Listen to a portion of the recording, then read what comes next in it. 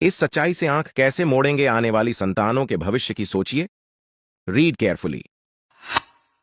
जब एक बांग्लादेशी मुस्लिम भारत पहुंचता है और अंबाला जिले में कहीं भटक जाता है, तो उसके पास न पैसे होते हैं और ना ही वो किसी को जनता है। वो किसी प्रकार सबसे नजदीकी मस्जिद में पहुंचता है और वहां उसे 100% शरण मिल जाती है, मुसलमान होने के कारण। हर जिले में एक शाही मस्जिद होती है जिससे शहर की हर मस्जिद जुड़ी रहती है।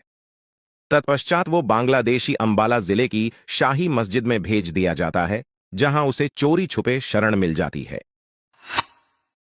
हर जिले की शाही मस्जिद दिल्ली की जामा मस्जिद से जुड़ी रहती है।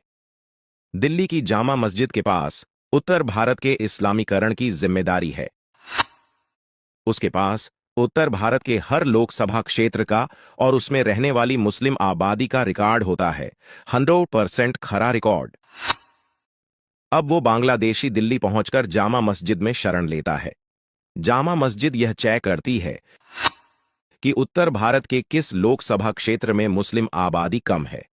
मान लीजिए उत्तर प्रदेश के झांसी में मुस्लिम आबादी कम है। अब असली खेल शुरू। जामा मस्जिद उस बांग्लादेशी को झांसी जिले की शाही मस्जिद में भेज देती है।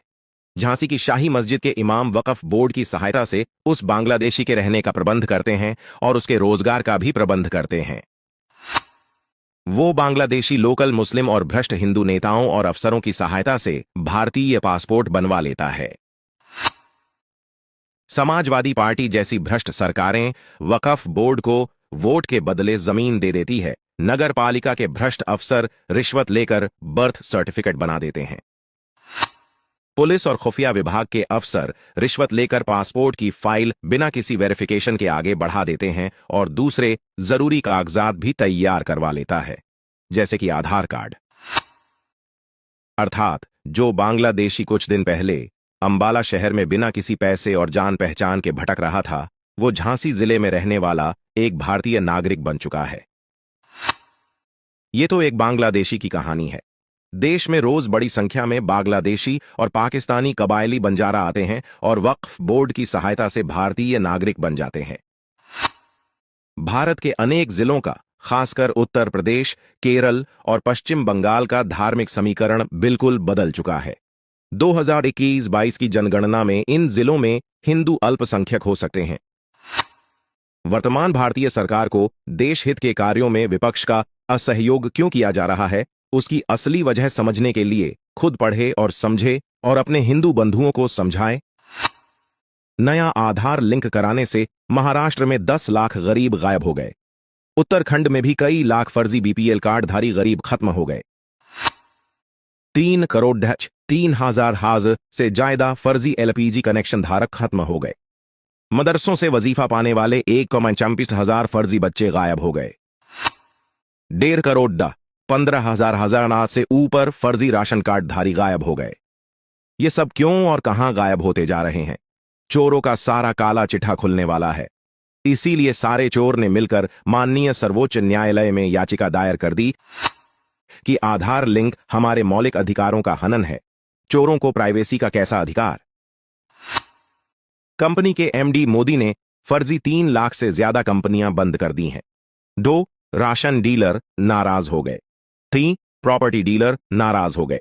4 ऑनलाइन सिस्टम बनने से दलाल नाराज हो गए हैं।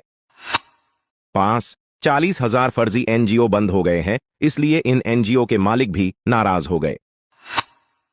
6 नो 2 की इनकम से प्रॉपर्टी खरीदने वाले नाराज हो गए। 7 ई टेंडर होने से कुछ ठेकेदार भी नाराज हो गए। 8 गैस कंपनी वाले नाराज हो गए। 9 अब तक जो 12 करोड़ लोग इनकम टैक्स के दायरे में आ चुके हैं, वह लोग नाराज हो गए। 10 जीएसटी सिस्टम लागू होने से व्यापारी लोग नाराज हो गए, क्योंकि वो लोग ऑटोमेटिक सिस्टम में आ गए हैं। 11 वो 2 नंबर के काम वाले लोग फलना फूलना बंद हो गए हैं। 13 ब्लैक को व्हाइट करने का सिस्टम एकदम से लुंज सा हो गया। 14 आलसी सरकारी अधिकारी नाराज हो गए, क्योंकि समय पर जाकर काम करना पड़ रहा है। 15 वो लोग नाराज हो गए जो समय पर काम नहीं करते थे और रिश्वत देकर काम करने में विश्वास करते हैं। 16 ₹10 महीना का कमरा और ₹300 महीना मैं खाना खाने वाला 7 साल तक मुफ्त की रोटी तोड़ ढलने वाला जेएनयू का छात्र भी परेशान है। मोदी से दुख होना लाजमी है। देश बदलाव की कहानी लिखी जा रही है। जिसे समझ आ रही है बदल रहा है, जिसे नहीं आ रही है वो मंद बुद्धि युवराज के मानसिक गुलाम हमें अंधभक्त कह कहकर छाती कूट रहे हैं। अगर देश के लिए कुछ करना है तो यह संदेश 30 लोगों को भेजना है। बस आपको तो एक का डीडीडी जो ढनी है, देखते ही देखते पूरा दे टीवीश जो डह जाएगा।